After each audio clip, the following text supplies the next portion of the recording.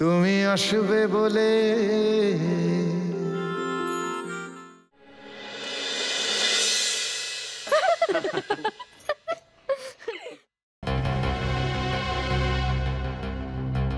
চলো সোমো, তোমাকে ঘরে দিয়ে আসি।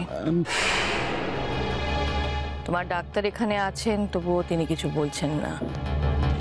এতক্ষণ তুমি ঘরের বাইরে, আমি অবাক হয়ে যাচ্ছি। চলো বৌদি, আমি দাদাকে শুয়ে দিয়ে আসছি। না না, তা কখনো হয়? তুমি নতুন বউ, তোমার বিয়ে হয়ে গেছে, এখন আলাদা সংসারও হলো। এখন থেকে তো তোমার দাদার সব দায়িত্ব আমাকেই নিতে হবে। বাবা থাকুক না মা। এতক্ষণ তো ছিল। রাত জাগলে তোমার বাবা অসুস্থ হয়ে পড়বে, তারপরে সামলানো মুশকিল হয়ে যাবে। আমি সেটা না না, আমি আমি থাকবো এখানে, আমি থাকবো। বাবা যখন যেতে চাইবেন আমি নিজে গিয়ে বাবার ঘরে দিয়ে আসবো, আপনি চিন্তা করবেন না। আপনি বরঞ্চ শুয়ে পড়ুন মা। হ্যাঁ, এটা কিন্তু ঠিকই বলেছে। তুমি বেশি রাত জেগো না, তুমি ঘরে যাও না।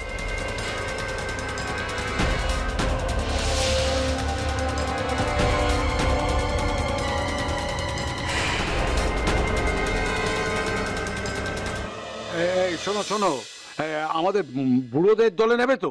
যদিও আমি কিন্তু এখনো ইয়ং। কর্নেল আঙ্কেল, তুমি যদি এখানে না থাকো তাহলে তো আমাদের বাসরে জমবে না।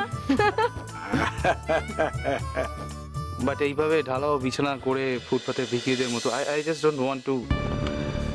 অনেক তোর এখানে থাকতে নাই ইচ্ছে করতে পারে, তাহলে তুই তো নিজের ঘরে গিয়ে শুয়ে পড়। এখানকার আনন্দটা নষ্ট করছিস কেন? Thank you everybody, good night. হ্যাঁ, আমিও যাই, বুঝলে। আমার ওই স্পাইনাল করে ব্যথাটা না একটুখানি কেমন হচ্ছে কি। হ্যাঁ, সেই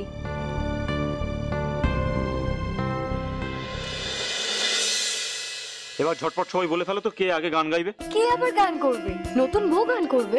হ্যাঁ, মিষ্টি মিষ্টি গান গাইবে। আমি মিষ্টি পিসি প্লিজ। মিষ্টি পিসি, তুমি লজ্জা পাচ্ছ কেন?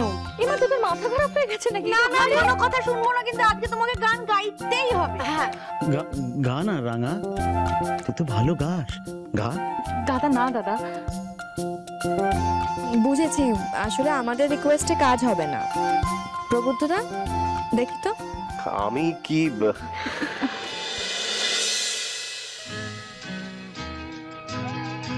সীমা, একটা গান গাও না। রে বাবা, এইবার ঠিক গাইবে। বুঝবে না কেউ, বুঝবে না কি যে